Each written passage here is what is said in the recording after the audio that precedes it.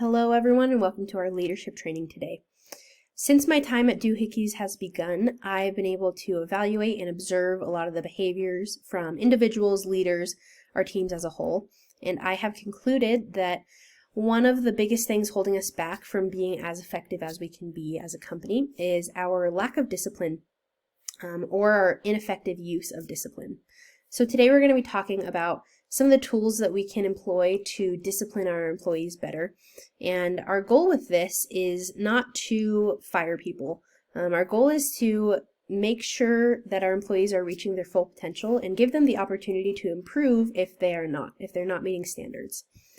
So why discipline? There are a lot of behaviors at Doohickeys that need to be corrected, whether it is in regards to harassment or breaches in safety protocol or disrespect, insubordination.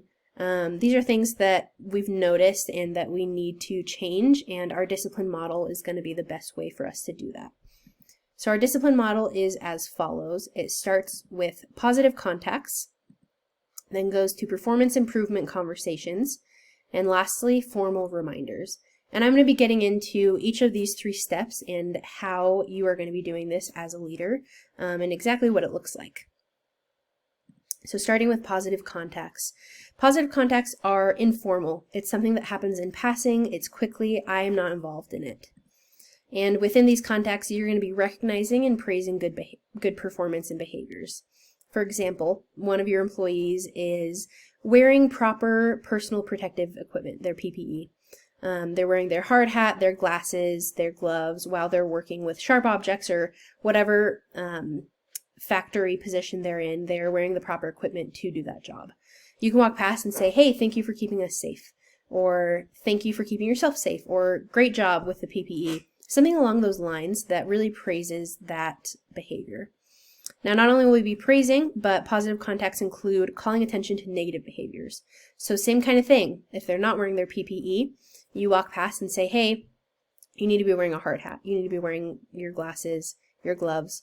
Or someone's being disrespectful, hey, we're not going to say that, or we can't say things like that here. That's not the culture we're creating. Tips for success with this step. Make sure that these contacts are informal, timely, frequent, genuine, and specific. And I know that's a lot of things to remember, but it should come pretty naturally.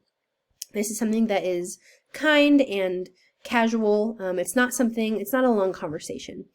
And ideally, after this one positive contact, the employee either continues the good behavior or corrects the negative behavior. And on the chance that they don't, that is when you move into performance improvement conversations.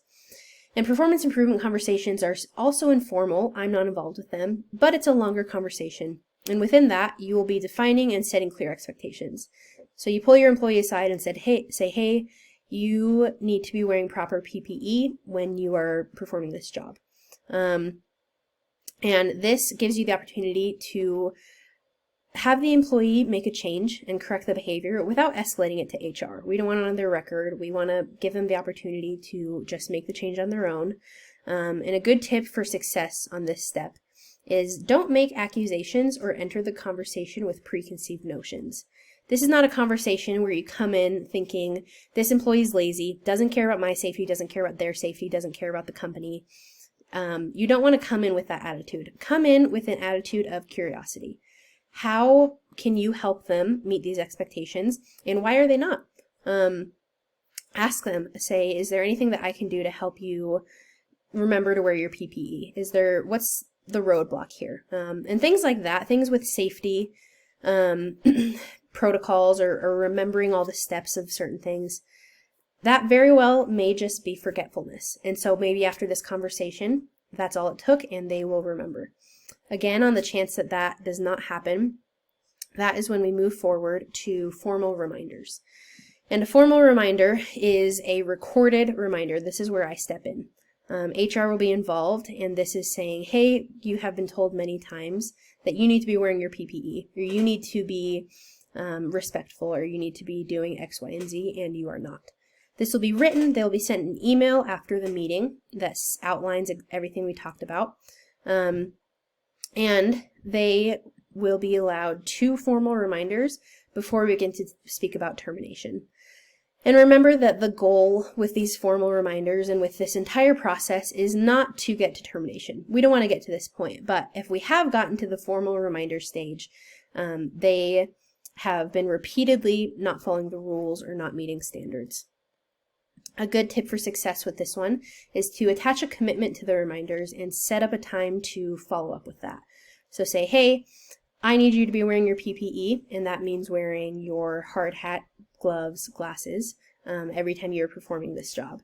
Let's talk about this again in 2 weeks, and I'll be watching you. Essentially, I'll be evaluating you and make sure you're doing that. And again, if that's still not happening after 2 formal written reminders, that's when we'll talk about termination.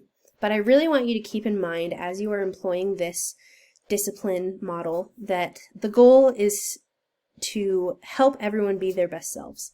We want employees to be happy, we want them to be comfortable and safe, and sometimes that does mean terminating some certain employees, but ideally, everyone will be able to meet the expectations through following this model. Let me know if you have any other questions, and I appreciate your time. Thank you.